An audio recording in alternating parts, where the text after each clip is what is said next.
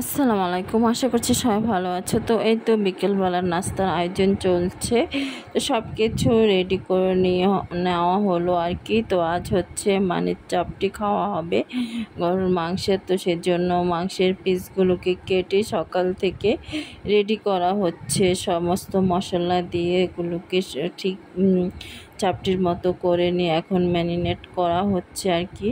তারপর সব কিছু দিয়ে হচ্ছে মশলা সব দিয়ে সয়া সস তারপরে ডিম সব কিছু মাখিয়ে নিয়ে এটাকে ম্যারিনেট করে সকালবেলা রাখা হলো আর কি। আসলে যে কোনো রান্না বান্নাই হচ্ছে একটু আগে থেকে ম্যারিনেট করে রাখলে খাবারের স্বাদটা কিন্তু আমি দেখলাম যে অনেক গুণ ভালো লাগে।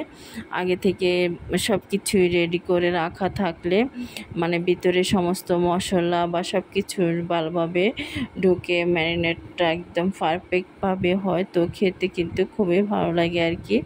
তো এই তো সব কিছু রেডি করে মাখিয়ে জুকিয়ে হচ্ছে রাখা হলো। তো এই তো আসলে দেখতে মনে হচ্ছে অল্প সময়ের মাঝে সেরে গেছে, আসলে না। সমস্ত মশলা হচ্ছে ব্লেন্ড করে তারপরে হচ্ছে মাখাতে হলো আর কি। রেডি করে নিয়ে মাংসটা ফ্রিজ থেকে বের করে এটা পরিষ্কার করতে অনেকটা সময় গেল।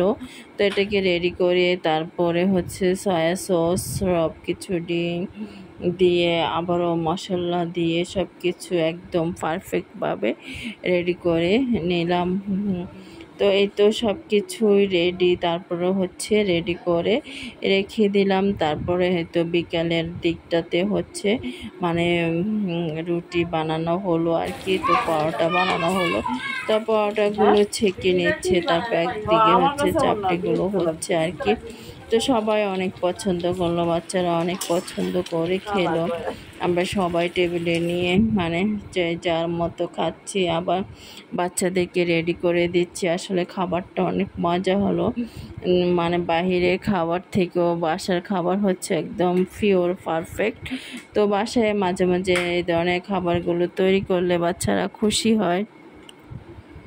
তো এই তো ওরা হচ্ছে যে যেভাবে খেতে পছন্দ করে, কেউ সস দিয়ে খেলো, কে পাউরুটি দিয়ে খেলো, কেউ পরোটা দিয়ে খেলো।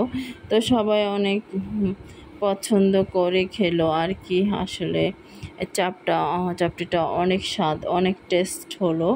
সবাই বললো যে অসাধারণ হলো আজকের চাপটিটা। তো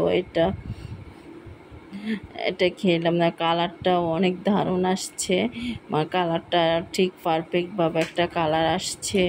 তো সবাই পছন্দ করে নিয়ে খেলো আর কি। তো আমরাও খাচ্ছি এখন।